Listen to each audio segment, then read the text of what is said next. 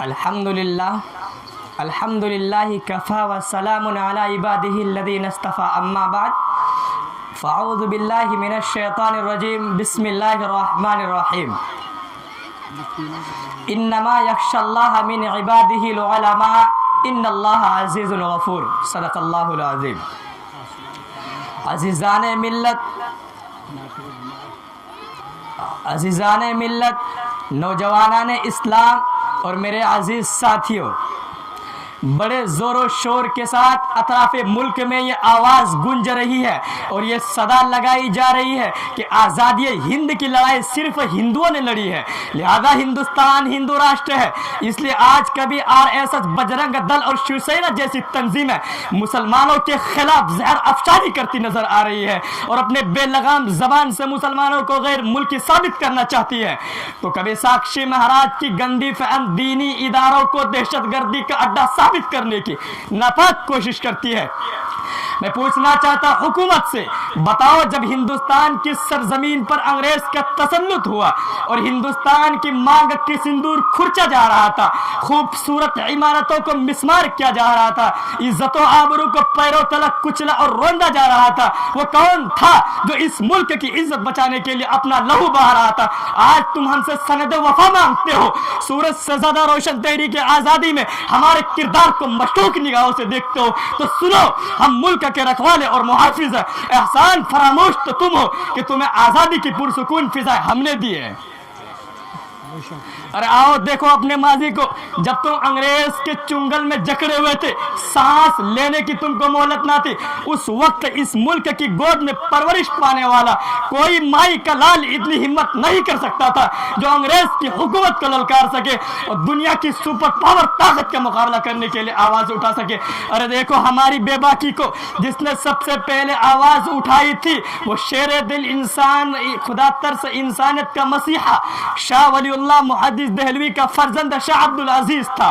شاہ عبدالعزیز کی آواز کیا تھی؟ وہ آواز یہ تھی کہ انگریز کے خلاف جہاد کیا جائے اور ملک ہندوستان کو آزاد کیا جائے۔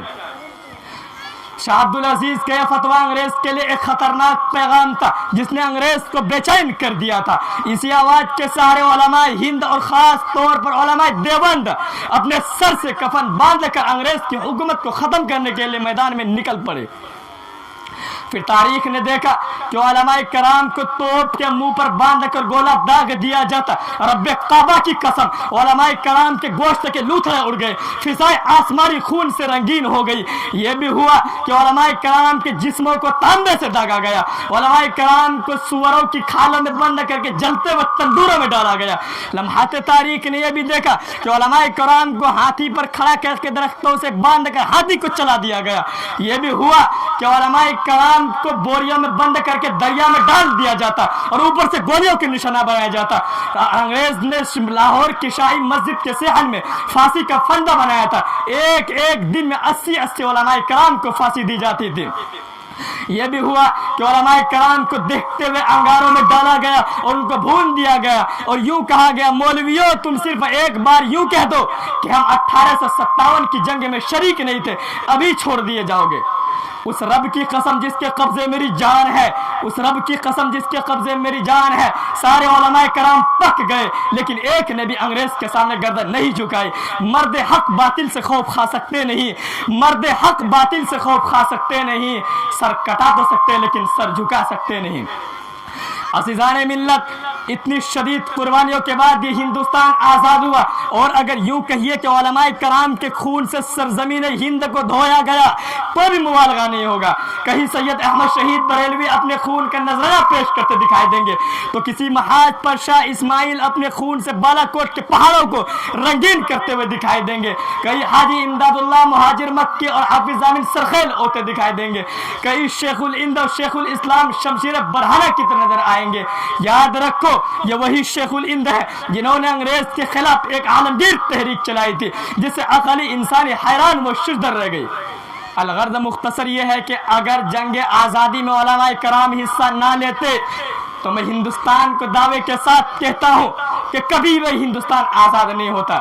لیکن میرے دوستو، बड़े ही अफसोस के साथ कहना पड़ रहा है कि कल हमारे असलाफ ने अपने खून को पसीने की तरह बहाकर इन आज़ादी जैसी नियामत को हासिल की थी, लेकिन आज हमारे साथ क्या जुल्म और सितम हो रहा है, ये रोज़े रोशन की तरह आया है।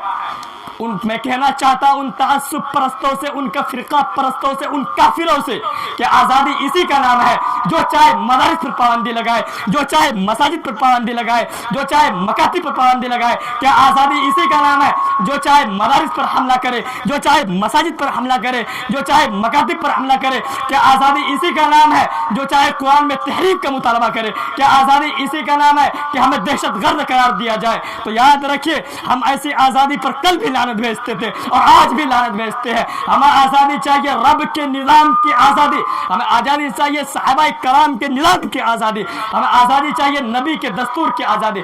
अपने अजदाद को कभी बदनाम न होने देंगे, अपने अजदाद को कभी बदनाम न होने देंगे, ये हवेली कभी वीरान न होने देंगे। देखना है तो देख हुकूमत देकर, देखना है तो देख हुकूमत देकर किसी शहर में कोहराम न होने देंगे।